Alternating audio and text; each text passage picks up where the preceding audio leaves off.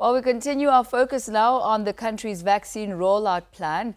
The World Health Organization has raised concerns over what it says is the hoarding of vaccines by rich countries. The WHO says if the trend continues, the world is heading up for disaster.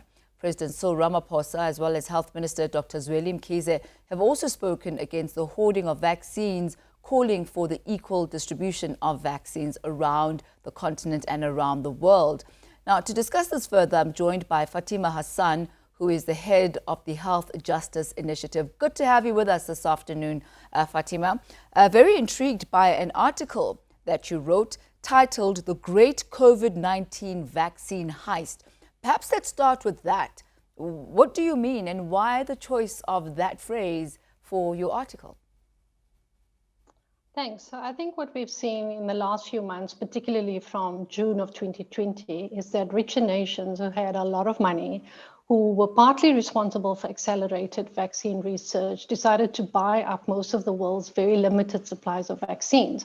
So while none of us were watching, or while we were all dealing with the various, different waves of the pandemic playing out in different parts of the world, these supplies were being bought up. What also happened is that the intellectual property claims were being enforced and were being guaranteed through, mechanisms like COVAX or through the AU. So it basically precluded sub-licensees, or it basically precluded other manufacturers who could have made the vaccine if they were given the vaccine know-how or if the technology was transferred, from helping with quickly scaling up manufacturing for most parts of the world. So now we're seeing that there are supply blockages and shortages in the EU even, and we're seeing massive sort of supply constraints with multiple vaccine rollout programs in many parts of the world. So while people may have bought up supplies or may have put their money on the table, we now have a problem where most of the supplies are actually in very few places in the world. Very few people are being vaccinated globally. And as you correctly pointed out, the WHO has warned about a catastrophic moral failure, which, as at about a week ago, they estimated that only 25 vaccine shots had been administered in the whole of Africa outside of clinical trials. So I believe it has been a heist. I think it's immoral. I think it's improper. And I think there's been so much pandemic profiteering that something has now got to change and got to give.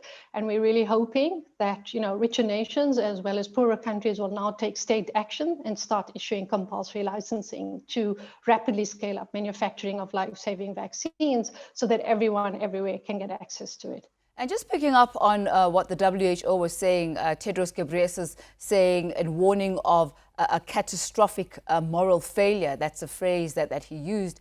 Now, the number of 25 vaccine shots administered on the African continent, that is juxtaposed to 39 million doses that, 29 of the middle income countries have already received, and they started their vaccinations in December already. Let's take a look at South Africa and where we fall within this.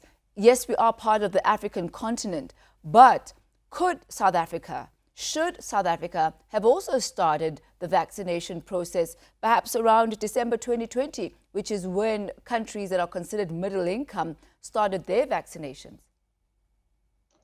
So even if we had all the money in the political world as of December of 2020, the supplies had already been pre-committed and there'd already been a lot of pre-purchases. So certainly what we saw was that richer nations, like I said, from around already August, September, had secured some of these supplies and in some cases had committed supplies from multiple manufacturers all at the same time, which is why we got to a position as at the end of 2020, where we accused some of these countries of hoarding and of stockpiling.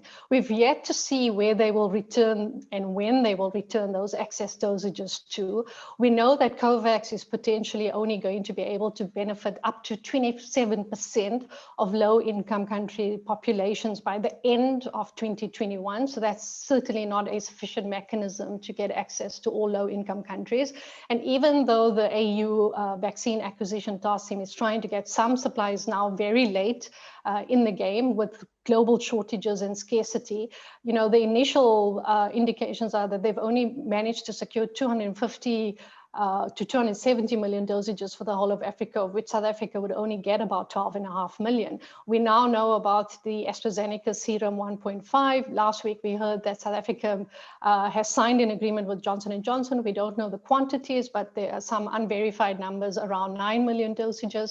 So certainly there is a access, and I think also an equity and allocation problem for the whole of Africa, and then also, locally, domestically for South Africa too. And one of the key reasons is that if companies who have the vaccine know-how, who have submitted their clinical data and their vaccine is considered safe and effective and it's been approved for use in multiple countries, if they don't share the know-how, if they don't share the technology voluntarily, then nobody else can help to scale up manufacturing, and you'll continue having these supply shortages and problems, and basically a lot of countries, having to beg for limited supplies. Let me ask you this then, Fatima, because there's been a lot of accusation at the doorstep of government, the fact that they've been tardy in securing a vaccination. Now, in light of what it is that you are talking, what then seems to be the most likely scenario?